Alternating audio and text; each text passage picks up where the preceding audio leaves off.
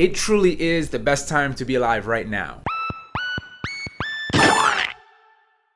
Alright, there's just so much going on with E3 and handhelds being released, and just so much going on. It's too much. But today's episode is strictly about one thing, and that is the new GPi or GPi Case rather. I'm already screwing up that name. Before I get into that, I want to talk about a couple things. Basically, my name is Gameboy0, and the way I started my channel on my Instagram about 3 years ago is because I wanted to build Gameboy0, which is a modification of an old Game Boy mixed with the Raspberry Pi, allowing you to use that computer to play and emulate video game. Well, in this case, you're able to play it on a handheld Game Boy, for that matter. Now, there are many ways to emulate. You can emulate on your phone, you can emulate on a PSP, a PSP Go. Now there's LDKs. There's just so many ways to emulate. You can emulate on a toaster at this point, but that's not the point. What I seek to do is to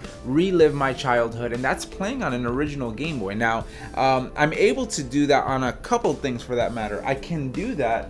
I can relive my childhood on the Game Boy Advance, which also plays regular Game Boy games. But in this case, we modified it so that it has a lit screen. So I'm able to enjoy my childhood and play video games that I grew up with on a lit screen. Now, what if I don't want to take all my cartridges with me? Well, then I'm able to play it on a Gameboy0, for that matter, and that's what I started with. I remember first getting this and just enjoying the possibilities to be able to play NES, SNES games on here, Game Gear, Sega Genesis. It's just fantastic. I mean, I have a Raspberry Pi in the original Game Boy. The problem with this is it's a little too big, and to be able to take it with me wherever I go, I mean, I'm able to, but it's just a little too big, right? Wasn't that always the case with this? The original Game Boy was just too big. We eventually got some sort of response to that, and that's when the Bitboy came out. Now, the Bitboy is really cool because now you can play all those games from NES, PC Engine, SNES, even PS1. Not great, but you can. And you're able to do that on this little guy, and it has a beautiful IPS screen. What's the problem with this? Well, for one thing, it doesn't have an L and R button. In this mod, we do have an L1 and an R1 button. So where I'm able to play certain Game Boy Advance games and SNES games and some PS1 games on there if I wanted to. And it's a little too small, just a little too small. You can look at the size difference here. It's pretty tiny. It's pretty small. I'm able to travel with this, and I'm able to play my video games, and I like it. But wait a minute. Retroflag heard your cries. They heard our cries, and they eventually came out with something that just got me so excited. Here it is. The GPi Case, which it looks perfect. I mean, you look at it. So now the size difference between the old, the first original Game Boy and this one, it's a little smaller. If you want to compare it, it's comparable to a Game Boy Color. It's just a little thicker, but it's just as thick. It's pretty. You can see it right there. It's there, and it feels as heavy as a Game Boy Color. It feels right, man. It just feels so good. I don't have another Raspberry Pi. It hasn't come in yet. But what I wanted to talk about was its first impressions. If you want a little bit more of an in-depth review, I recommend you check out ETA Prime. He goes over all the nerdy goodness that is the GPi Case. He talks about the insides, how fast it is, how the screen looks, and all that stuff. This is not what this video is about. It's about the first impressions, opening it up, and the feel of it. First of all, it feels great. It has an L and R button right in the back here, and it's accessible. It's more so than this. I mean, you have, again, this is a mod, so but it has the button, but it feels the same and it's clicky. The buttons feel right. The buttons are a little smaller than the original Game Boy buttons, so you can't swap out buttons. But it feels great. It looks prime. It doesn't look dull like a lot of the reproduced buttons that get shipped out from like AliExpress. And it just looks good. Now the screen itself, the screen is wide, just like you know, we have this. I think it's a TFT screen, and it has a little bit of a wide factor. And if you've ever played on a Game Boy Zero, you know what you're gonna get. You know what you're gonna see. But here's the kicker: this has an IPS screen, which means it's super crisp. It's super good.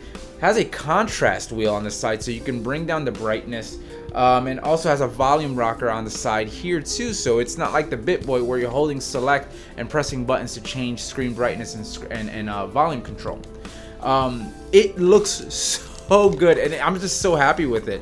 The back, it takes 3 AA batteries, and some people might have an issue with that. I don't.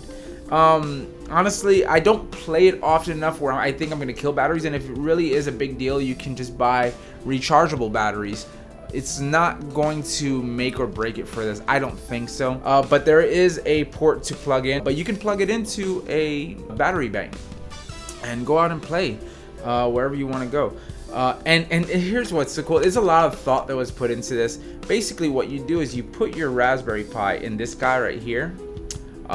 You screw it in with the provided screws, and then you basically just, that's it.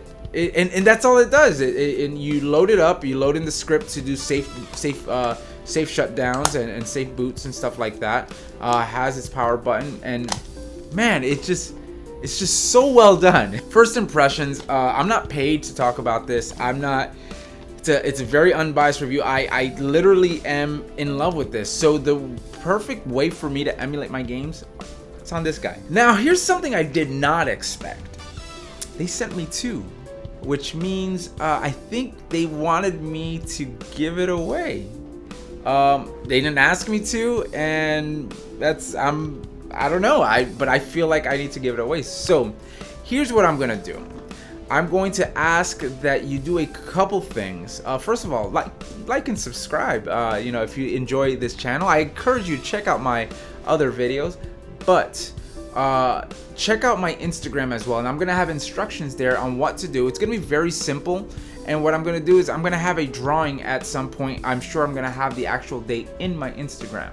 And then in a few days from this post, I'm going to have instructions and what to do to enter. That's it. So yeah, I have 2, and one of these are going away. It's gonna be this one. It's the heavier one, because the other one's empty. But yeah, I'm going to give this away to a lucky winner, and let's see where it goes. So anyway, what do you think? Have you seen the GPi case? Is this the first time? Like, what do you expect from this? And hey, listen, I encourage you to go and buy one and check it out yourself. I have a link down below. These things are gonna be going quickly, and if it does, I don't know what to tell you. I know this thing is gonna sell so quickly. They also have other crazy cool cases for Raspberry Pis. They have a Super Nintendo one, a Nintendo one. I think they even have a Genesis one with controllers as well. It's just clean. Retroflag knows what they're doing. I'd love to hear from you. I'd love to know what you think about the GPi case. Is it gonna be a hit or miss? I know for me, it's a hit. I need to play it on the original Game Boy. I can't do PSPs. I can't emulate on anything else but Nintendo or Nintendo-like products. So until next time, I'll see you later.